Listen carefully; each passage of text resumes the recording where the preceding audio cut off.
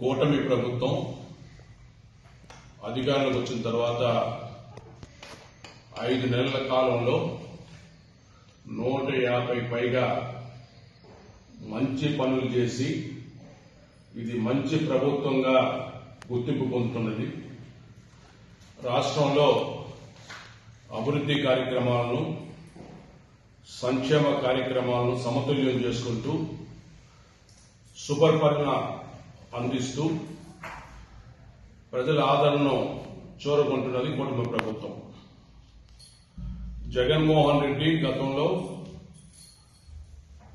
అధికారంలోకి వచ్చిన తర్వాత నవరత్నాల అమలు చేస్తామని చెప్పినా కూడా మొదటి 4 నెలల్లో కేవలం 250 రూపాయల పెన్షన్ మాత్రమే పెంచాడు. మిగతా కార్యక్రమాలు ఏది కూడా చేయలేదు. అయితే కూటమి ప్రభుత్వం అధికారంలోకి వచ్చిన వెంటనే అభివృద్ధి కార్యక్రమాలను, సంక్షేమ కార్యక్రమాలను మొదలుపెట్టి అమలు చేయడం జరుగుతూ ఉంది. అందులో మొదటగా 3,000 రూపాయలు ఇచ్చే పెన్షన్ను 4,000 చేసి అమలు చేస్తున్నాం, పంపిణీ చేస్తున్నాం. దివ్యాంగులకు 3,000 నుంచి 6,000 రూపాయలు పెంచడం జరిగింది. ఆ పెన్షన్ కూడా 1వ తారీఖున ఇవ్వడం జరుగుతుంది. ఒకవేళ 1వ తారీఖు సెలవు అయితే 30వ తారీఖున కూడా పంపిణీ చేయడం జరుగుతూ ఉంది. అదేవిధంగా దీపం 2 కింద 1 కోటి పైగా ఉచిత గ్యాస్ సిలిండర్లు పంపిణీ చేశాం. 150 పైగా అన్నా క్యాంటీన్ను పునరుద్ధరించాం. ఇచ్చిన మాట ప్రకారం ఉచిత ఇసుకను అమలు చేయడం జరుగుతూ ఉంది.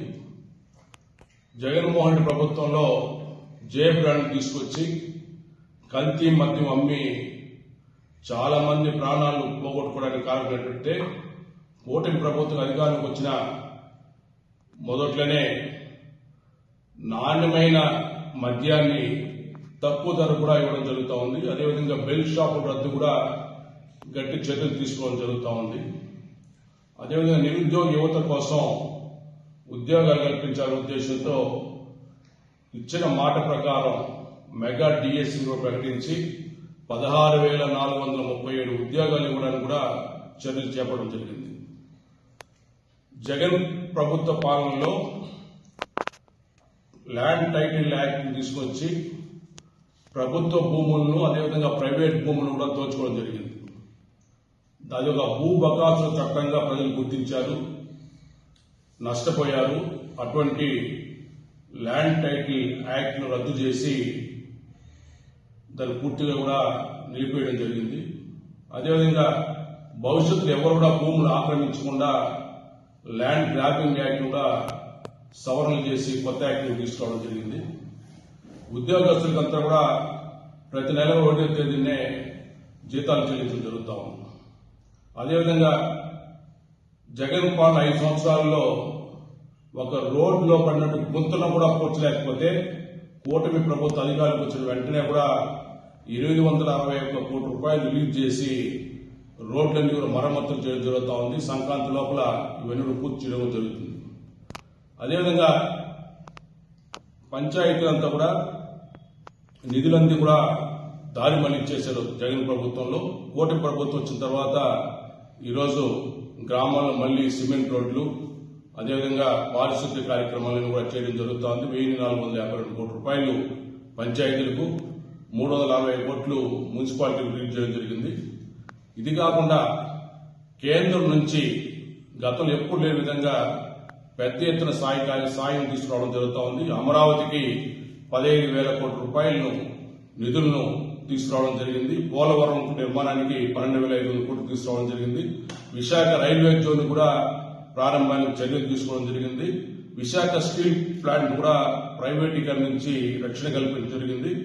55,000 కోట్ల విలువైనటువంటి రహదారుల నిర్మాణానికి, అదేవిధంగా 70,000 కోట్ల విలువైన రైల్వే ప్రాజెక్టుల అమలు కూడా కేంద్రం నుంచి అనుమతి తీసుకోవడం జరిగింది. రైల్వే బడ్జెట్ లో గతంలో ఎప్పుడు లేని విధంగా 9,151 కోట్ల రూపాయలను కేటాయింపు చేసుకోవడం జరిగింది. అదేవిధంగా ఈరోజు పెట్టుబడులు తీసుకుంటే కూటమి ప్రభుత్వ అధికారికి వచ్చిన తర్వాత ఈరోజు వైజాగ్ లో 10,000 ఉద్యోగాలు కల్పించే దిశగా టీసీఎస్ ను కూడా మరి అక్కడ ఏర్పాటు చేస్తున్నారు. 2,800 కోట్లతో గోడ్రేజ్ కంపెనీ కూడా పెట్టుబడులు పెట్టారు రావడం జరిగింది. రామాయంపట్నం వద్ద 85,000 కోట్లతో బీపీసీఎల్ రిఫైనరీ రాబోతుంది. 70,000 కోట్లతో ఆర్సెల్ఆర్ మెటల్ సంస్థ రాబోతుంది. ఆ విధంగా పెట్టుబడులు కూడా పెద్ద ఎత్తున రాష్ట్రానికి తీసుకోవడం జరుగుతూ ఉంది. ఇవన్నీ కూడా కేవలం 150 రోజుల్లోనే ఇన్ని మంచి కార్యక్రమాలు చేసి కూటమి ప్రభుత్వానికి ప్రజలు సంపూర్ణ సహకారం అందిస్తే భవిష్యత్తులో మరిన్ని కార్యక్రమాలు తీసుకోవడానికి కూడా గౌరవ ముఖ్యమంత్రి గారు అదేవిధంగా కూటమి ప్రభుత్వం పనిచేస్తున్న సందర్భం తెలియజేసుకుంటూ ఇలాంటి మంచి ప్రభుత్వాన్ని ప్రజలు నిండు మనసుతో ఆశీర్వదించాలని కోరుకుంటున్నాను.